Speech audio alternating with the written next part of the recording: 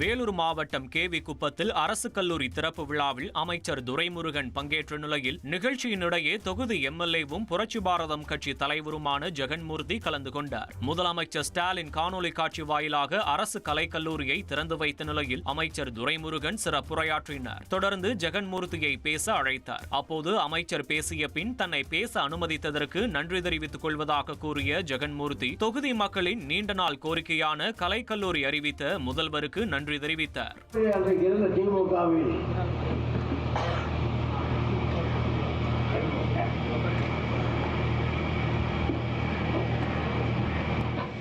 இந்த கூட்டம் முடிந்தும் மாண்புமிகு அமைச்சர் அவர்கள் கடைசியாக உரையை முடித்த பிறகும் பேசுவதற்கு வாய்ப்பு கொடுத்திருக்கின்ற உண்மையாக அமைச்சர் அவர்களையும் மேடையில் இருக்கின்ற அனைவரையும் என்னுடைய வணக்கத்தையும் நன்றியும் நான் தெரிவித்துக் கொண்டு வாய்ப்புக்கு நன்றி பாராட்டி விடைபெறுகிறேன்.